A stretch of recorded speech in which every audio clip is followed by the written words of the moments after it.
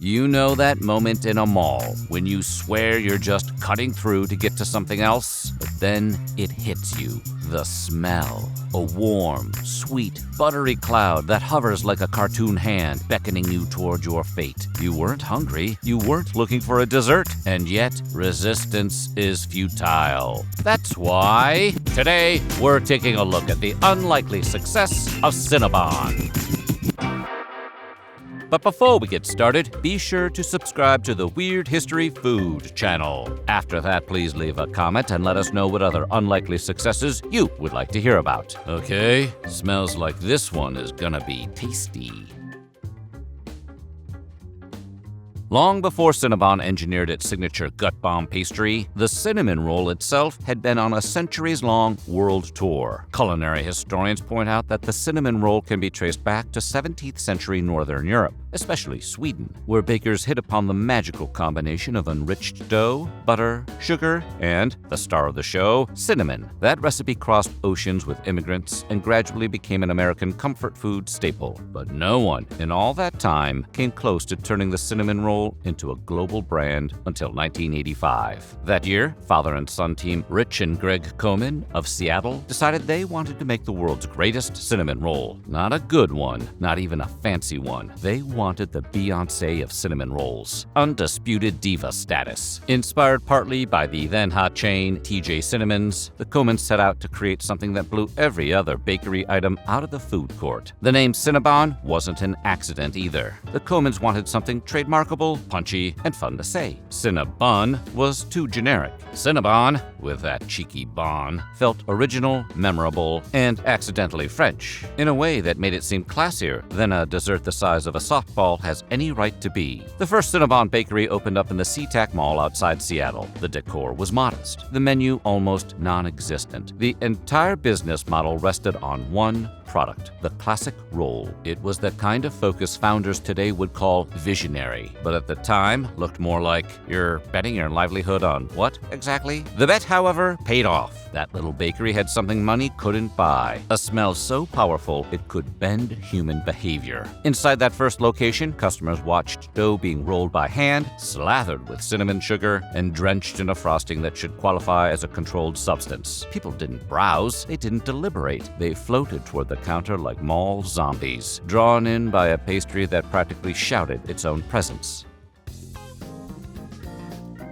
Cinnabon did not take long to blow up. Once the classic roll gained traction in Seattle, expansion spread through the Pacific Northwest and then across the country. The brand was perfectly positioned for the mall boom of the late 80s and early 90s, when Americans spent entire Saturdays wandering shopping centers, pretending to exercise by walking laps, and then undoing all the progress with a 900-calorie pastry. By the early 90s, Cinnabon had become a national sensation, expanding through franchising and strategically planting locations in any building with walls, a roof, and recirculated air. The company understood something brilliant. In an open-air environment, the scent diffuses. But in an enclosed maze with limited escape routes, say a mall or an airport, the smell becomes a tactical weapon. Even as the menu expanded with additions like the mini bon, caramel pecan bon, and blended frozen drinks, the classic roll remained the superstar. The chain resisted the pressure to diversify too much, knowing that people didn't come to Cinnabon for salads, sandwiches, or anything involving vegetables. They were there to indulge, and the brand leaned hard into its identity as the mall's resident sugar siren.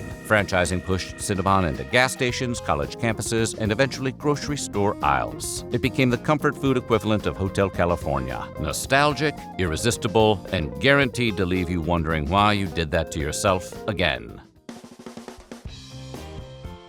A classic roll clocks in at 880 calories and 37 grams of fat, about the same as inhaling 20 McNuggets. This is not a snack. It is a full meal in dessert drag. But Americans embraced it anyway, because if you're going to do a cinnamon roll, why not do the Michael Bay version? Despite the nutritional stats, demand has always been astronomical. By 2017, the chain was selling around 1 billion rolls a year. Even as malls declined, Cinnabon adapted, using delivery apps, co-branded grocery products, and partnerships with other chains to stay visible. The brand became one of the few mall-born empires that did not collapse with the food court economy. Part of the secret lies in how the rolls were perfected. The Comans recruited Seattle baker Geraldine Brousseau, already famous for her cinnamon rolls, to help craft the recipe. She experimented with over 200 variations before landing on the final formula. The dough had to be tender but resilient, the cinnamon filling potent but not harsh, the frosting thick enough to set but not dry, and the roll itself had to be enormous enough to justify the inevitable guilt. The cinnamon was another breakthrough. Cinnabon used a proprietary Indonesian cinnamon blend sourced from the higher elevations of a specific region in Indonesia. Allegedly, it is so unique that you simply cannot recreate the flavor at home.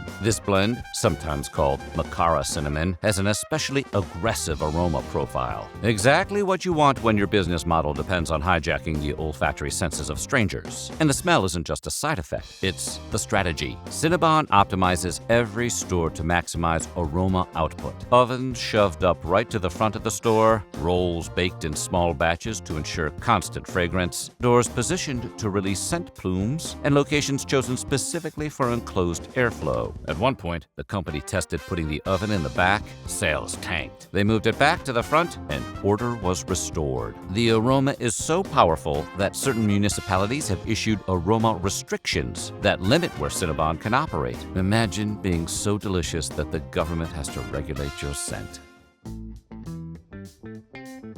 Cinnabon has also quietly become a pop culture icon. Former CEO Kat Cole's appearance on Undercover Boss became one of the show's most memorable episodes, when she gifted a hardworking employee his own franchise. The brand also pops up casually in B-Movie, Brooklyn Nine-Nine, and Daddy's Home, where Mark Wahlberg's deadbeat dad tries to pass off Cinnabon as his own homemade cinnamon rolls. But its biggest and weirdest pop culture moment comes from the Breaking Bad universe. In the final season, Saul Goodman, the flashy corner-cutting criminal lawyer, realizes his world is collapsing and he's about to go on the run. Half joking, he mutters, "Best case scenario, I'm managing a Cinnabon in Omaha." It was meant as a throwaway line about how far he'd fallen, but when the spin-off Better Call Saul arrived, the writers turned that joke into a full storyline. In black and white flash forwards, we see Saul living under a new identity, working as a miserable Cinnabon manager in Nebraska, rolling dough, wiping counters, and trying not to be recognized. Bob Odenkirk even trained with real employees to get the technique right. Cinnabon did not ask for any of this, but it happily embraced the fame, becoming America's most iconic witness protection pastry.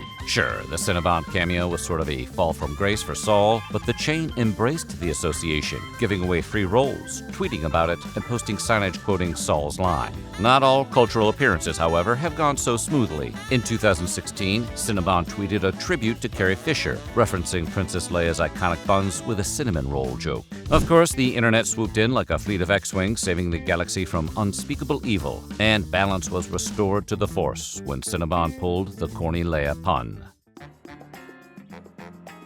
Cinnabon's growth owes as much to smart leadership as it does to its baking chemistry. Kat Cole, who rose from Hooters waitress to become one of the youngest female CEOs in America, led the brand with a philosophy she called the hotshot rule. The idea was simple. Imagine the most talented rising star in your industry takes your job today. What's the first thing that they would change? Then go ahead and change it yourself. It kept the company adaptable, experimental, and surprisingly modern for a chain built on a pastry invented centuries ago. Cole left in 2015 to become group president of Focus Brands, and later Go-To Foods, the parent company overseeing Cinnabon, Auntie Anne's, Moe's Southwest Grill, Schlotzsky's, Carvel, McAllister's Deli, and Jamba. She remained in that role until 2021, helping steer multiple brands into the delivery app era. Then there's the mysterious grandmother secret. According to company lore, one of the founders' grandmothers had some undisclosed technique or ingredient that influenced the final recipe. They've never revealed what it is, and they have no plans to. Is it a spice ratio? A kneading trick? Or, most likely, something a marketing team cooked up at 4:59 p.m. on a Friday? Regardless, don't those rolls taste just a little better when you believe Nana's keeping her eye on things?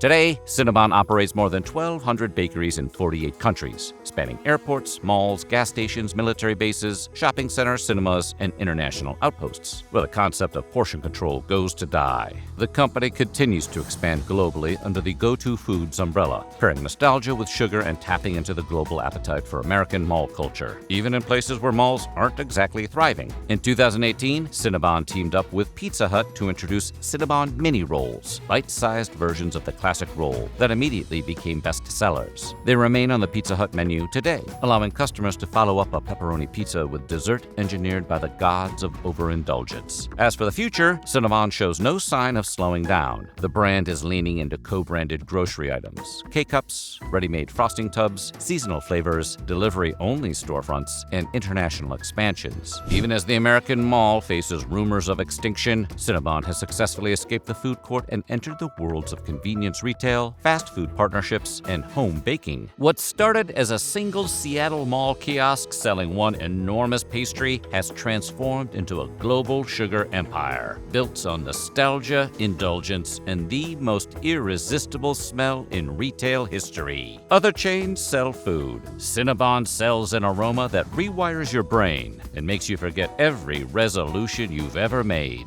And that might be the unlikeliest success of all.